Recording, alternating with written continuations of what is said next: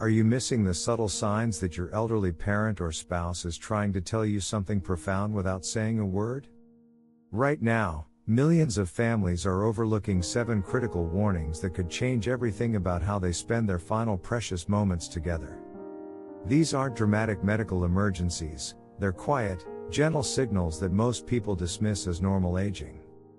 But hospice nurses and geriatricians know better. They recognize these patterns immediately because they've seen what happens when families miss them. In the next few minutes, I'll reveal exactly what to watch for and the specific actions that can transform your loved one's remaining time from confusion and regret into connection and peace. Don't let these silent messages go unheard. In the next 15 minutes, I'll share 7 silent warnings that indicate an elderly person may be approaching life's final chapter, plus the specific actions you can take for each sign. I'll show you how to recognize changes in sleep patterns, appetite, and social behavior that most families miss. And at the end, I'll give you the most important conversation starter that could bring unexpected peace to both of you. These aren't the obvious medical symptoms everyone talks about. Instead, I'm revealing the whisper-quiet behavioral shifts that trained professionals notice immediately but loving families often interpret as temporary mood changes or normal aging. You'll discover why your 78-year-old mother suddenly stopped tending her prized roses, what it means when your father begins asking unusual questions about family history, and how subtle changes in daily routines can signal something much deeper than you realize. Each warning sign comes with practical, compassionate action steps you can implement today, no medical training required. I'll explain exactly when to be concerned versus when to simply provide gentle support, and how to create meaningful moments during this sacred time. By the end of this video, you'll have the confidence to recognize these precious signals and respond with love instead of panic. Before we begin, please hit that like button if you want to help other families recognize these important signs, and subscribe for more compassionate guidance on life's most challenging transitions. Your engagement helps this life-saving information reach the families who need it most. Now, let's start with the first silent warning that 90% of adult children completely miss. The first silent warning is dramatic sleep pattern changes, and I'm not talking about your loved one sleeping an extra hour or 2. I'm talking about profound shifts that seem to happen almost overnight. Let me tell you about 76-year-old Florence, a retired teacher who had maintained the same sleep schedule for decades, to bed at 10 p.m., up at 6 a.m. like clockwork. Her daughter Linda noticed Florence was sleeping until noon, then napping for hours in the afternoon.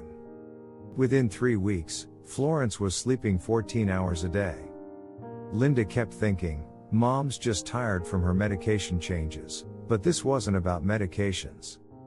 But here's what most families don't realize about increased sleeping: it's often the body's natural way of conserving energy for what matters most. When our systems begin to slow down, sleep becomes a form of healing and preparation. The body instinctively knows to preserve strength for essential functions. However, not all sleep changes are concerning. Normal aging might mean sleeping 30 minutes longer or needing an afternoon rest. But when sleep increases by 4 to 6 hours daily, when your loved one becomes difficult to wake, or when they seem confused upon waking, these are significant indicators worth your attention. Here's what you can do right now. First, track their sleep patterns for 1 week. Note bedtime, wake time, and nap duration. Second, ensure their sleeping environment is comfortable, soft pillows, appropriate room temperature, and minimal disruptions. Third, don't fight the increased sleep need, but do maintain gentle daily routines during their awake hours.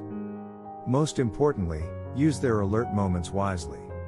When Florence was awake, Linda learned to have their most meaningful conversations then, rather than trying to keep her mother awake longer.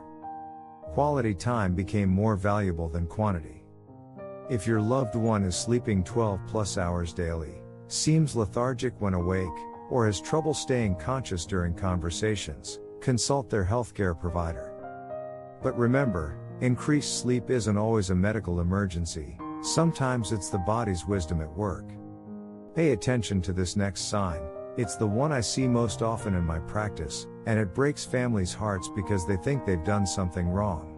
The second silent warning is when your loved one suddenly loses interest in their lifelong passions, activities that once defined who they were. Let me share Howard's story. At 89, this retired journalist had read 3 newspapers every single morning for 60 years. His kitchen table was always covered with clippings about politics, sports, and local events.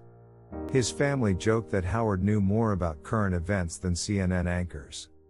Then one Tuesday, his son noticed the newspapers piling up, untouched. When asked, Howard simply said, "I just don't feel like reading today." That today stretched into weeks, then months. This next part is crucial if you've noticed withdrawal. It's not about depression or giving up. When someone approaches life's end, their focus naturally shifts inward. External events that once felt urgent become less important than internal reflection and peacemaking. Howard wasn't losing his mind, he was prioritizing differently. Here's how to respond with wisdom. First, don't force re-engagement. Pushing Howard to read newspapers would have created stress, not joy. Instead, honor their choice while staying connected. Second, ask gentle questions about their memories related to that passion. Howard's son began asking about his favorite news stories from decades past, which brought beautiful conversations. Third, offer modified versions if they show interest, perhaps reading headlines aloud or sharing one interesting story. The key is reading their cues. If they light up when you mention their old hobby, gentle encouragement might help. But if they seem peaceful in their withdrawal, acceptance is the gift they need. Remember, this isn't about laziness or depression, it's about energy conservation for what truly matters to them now. The third warning sign might surprise you, it's about food, but not what you think. The third silent warning involves subtle changes in eating behaviors, but this isn't about appetite loss that everyone expects. It's about the ritual and meaning behind food changing completely. Meet 84-year-old Ruby, the family matriarch who had cooked elaborate Sunday dinners for 40 years. Every weekend, her dining room filled with 3 generations enjoying her legendary pot roast, homemade rolls, and apple pie. Ruby took immense pride in feeding her family. Then gradually, she began simplifying meals. First, store-bought desserts replaced homemade ones. Next, the elaborate spreads became simple casseroles. Finally, Ruby suggested ordering pizza instead. Her family was devastated, thinking she was giving up on them. Most doctors won't tell you this about appetite changes, they're often less about hunger and more about shifting priorities and energy conservation. Ruby wasn't rejecting her family, she was unconsciously redirecting her limited energy toward different forms of connection. The physical act of cooking had become overwhelming, but her desire to gather her loved ones remained strong. Here's your action plan. First, recognize the difference between concerning weight loss and natural appetite changes. If your loved one is losing weight rapidly or refusing all food, consult their healthcare provider immediately. However, if they're simply eating smaller portions or preferring simpler foods, this may be normal. Second, focus on food quality over quantity. Offer nutrient-dense options in smaller portions, protein smoothies, soft fruits, or their absolute favorite comfort foods. Ruby's family discovered she still enjoyed vanilla ice cream and homemade soup, so they made those staples. Third, preserve the social aspect of eating. Even if Ruby couldn't cook, she could still sit at the table and share stories while others prepared meals. The gathering mattered more than who did the cooking. Fourth, stay hydrated. Dehydration is more dangerous than eating less. Offer water frequently, or foods with high water content like watermelon or broth. Finally, honor food preferences without judgment. If they suddenly crave ice cream for breakfast or only want toast, respect these choices unless medically contraindicated. How many of you have noticed this with your loved ones? Comment below and share what food changes you've observed. Your experience might help another family understand what they're seeing. The fourth silent warning is when your loved one begins having increased spiritual or reflective conversations, suddenly asking deep questions they've never explored before. Consider 91-year-old Vernon, a practical man who spent his career as an accountant. He rarely discussed emotions or philosophy, preferring facts and figures. Then something shifted. Vernon began asking his daughter unexpected questions. What do you think I'll be remembered for? Did I do right by your mother? Do you believe people can see us after they're gone? His daughter was startled. Her father had never been introspective or spiritual. But here's the beautiful part about this change: it represents the soul's natural preparation for transition. When someone approaches life's end, they instinctively begin reviewing their legacy, seeking meaning, and often reconnecting with spiritual beliefs they may have set aside for decades. Vernon wasn't having a crisis, he was completing important inner work. Here's how to respond meaningfully. First, never dismiss these conversations as morbid or depressing. These are precious opportunities for connection and healing. When Vernon asked about being remembered, his daughter shared specific memories of his kindness and sacrifices, conversations that brought them both peace. Second, ask open-ended questions that encourage sharing. What moment in your life made you proudest? What wisdom would you want to pass down? What brought you the most joy? These questions help them process their experiences and feel heard. Third, if they express spiritual curiosity, respect their journey. Whether they're returning to childhood faith or exploring new beliefs, support their quest for meaning without imposing your own views. Fourth, document these conversations. Record them, write them down, or simply remember them. These reflections often become treasured family wisdom. Don't skip ahead. The next sign could help you catch something important that many families mistake for a medical emergency. The fifth silent warning involves physical changes in skin and circulation, subtle shifts that often occur weeks or months before families recognize their significance. Let me tell you about 78-year-old Sylvia, whose daughter Marie noticed something during their weekly visit. While holding her mother's hand, Marie observed that Sylvia's fingertips looked slightly bluish, and her hands felt cooler than usual. The skin on her arms seemed thinner, almost translucent, with veins more visible than before. Marie initially thought it was just the air conditioning, but these changes persisted over several visits. This is something I check for immediately when I assess patients: circulation changes that indicate the body is prioritizing blood flow to vital organs. When the heart begins working less efficiently, blood circulation to extremities naturally decreases. This isn't necessarily a medical emergency, but rather the body's intelligent resource management. Here's what to look for. First, observe skin color changes, particularly in fingertips, toes, or around the mouth area. A slight blue or purple tint, called cyanosis, may appear. Second, notice temperature differences. Hands and feet may feel consistently cooler. Third, check for skin changes like increased thinness, bruising more easily, or a waxy appearance. Your action steps: keep extremities warm with soft blankets or socks, but avoid heating pads which can cause burns on sensitive skin. Gentle massage can improve circulation and provide comfort. Monitor for sudden changes. If the blue coloring appears rapidly or spreads significantly, contact their healthcare provider immediately. However, gradual changes over weeks are often normal progression.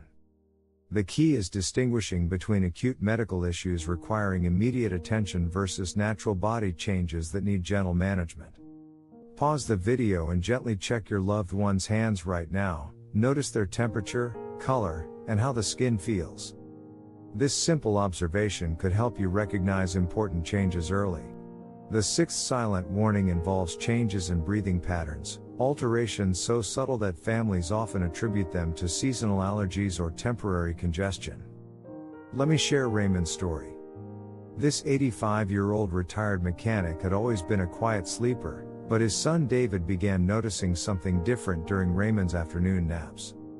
Instead of steady, even breathing, there were periods where Raymond would breathe rapidly for several breaths, then pause for what seemed like an eternity, followed by a deeper breath. David timed these pauses, sometimes lasting 10 to 15 seconds. At night, Raymond's breathing became slightly labored, requiring more effort than before.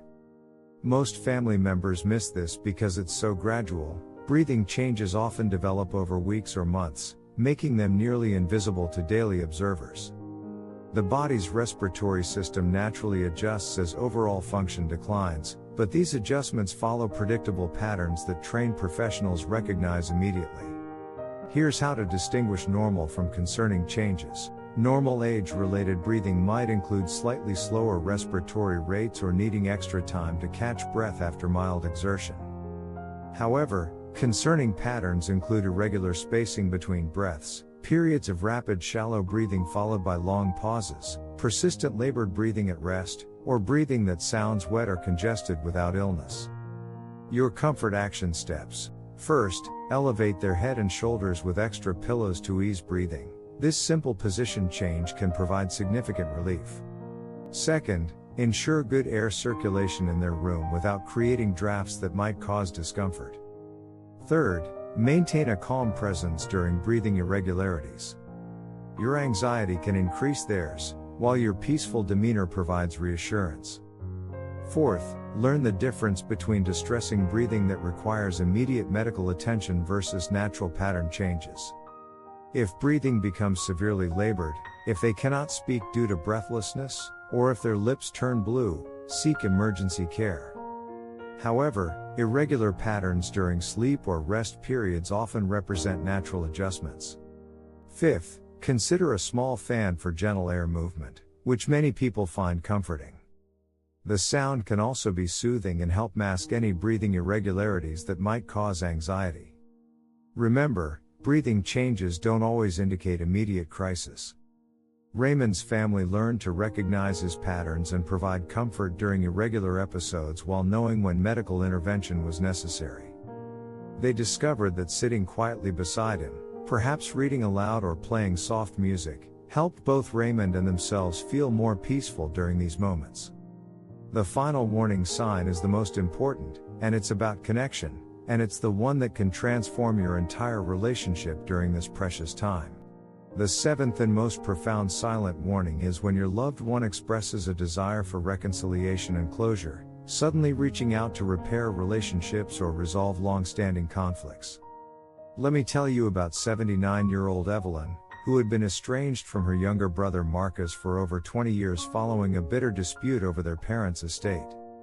Her daughter Sarah was shocked when Evelyn asked for Marcus's phone number one Tuesday morning. "I need to talk to him," Evelyn said simply. "There are things that need to be said." Sarah hesitated, remembering the painful family division, but something in her mother's voice was different, urgent yet peaceful. Evelyn spent that afternoon writing a letter to Marcus, then asked Sarah to help her make the call. The conversation was awkward at first, but Evelyn's genuine desire to heal old wounds opened a door that had been closed for decades. Marcus visited the following week, and they spent hours talking through their hurt and misunderstandings. This is where families can make the biggest difference, recognizing that this drive for reconciliation isn't weakness or sentimentality, but rather profound wisdom. When someone approaches life's end, unresolved conflicts become heavy burdens they instinctively want to release. The soul seeks peace and completion. Here's how to facilitate these crucial conversations. First, take these requests seriously, even if past grievances seem insurmountable. Your loved one's desire for healing deserves respect and support. Second, offer practical help, make phone calls, write letters, or arrange meetings if they're physically unable to do so themselves. Third, don't force outcomes. Sometimes reconciliation isn't possible due to circumstances or the other party's unwillingness. What matters is that your loved one made the effort and can find peace in their intention. Fourth, help them express forgiveness for themselves, not just others. Often, they carry guilt about their own actions that needs acknowledgement. Fifth, facilitate conversations with other family members who may need closure too. Children, grandchildren, and old friends often have unspoken words that could bring mutual healing. Sixth, If direct contact isn't possible, help them write letters that may never be sent, or encourage them to speak their truth aloud to you. The act of expressing forgiveness and love can be healing even without recipient response. Remember, these reconciliation attempts aren't about you or your family dynamics, they're about your loved one's spiritual preparation and peace of mind. Now here's the most important thing I promised to share. Let me recap these 7 crucial warning signs that could transform how you care for your elderly loved one. Dramatic sleep pattern changes where they're sleeping 12+ hours daily. Loss of interest in lifelong passions that once defined them. Subtle shifts in eating behaviors and food rituals. Increased spiritual or reflective conversations about meaning and legacy. Physical changes in skin color and circulation. Altered breathing patterns during rest. And most importantly, their desire for reconciliation and closure with estranged relationships. Now here's the most important thing I promised to share, the one conversation starter that changes everything. What has given your life the most meaning? This simple question opens doors to beautiful final conversations that create lasting peace for both of you. When you ask this question, you're not focusing on death or endings. Instead, you're inviting them to share their proudest moments, deepest loves, and most treasured memories. You'll discover stories you've never heard, understand their values more deeply, and give them the precious gift of feeling truly seen and appreciated. This question works because it honors their entire life journey rather than dwelling on current limitations. Whether they talk about raising children, career achievements, acts of service, or quiet moments of joy, you're helping them recognize the profound impact they've made. Subscribe for compassionate guidance that helps families navigate life's most challenging moments with grace and love. Your subscription helps this vital information reach other families who desperately need to recognize these signs and respond with wisdom instead of panic.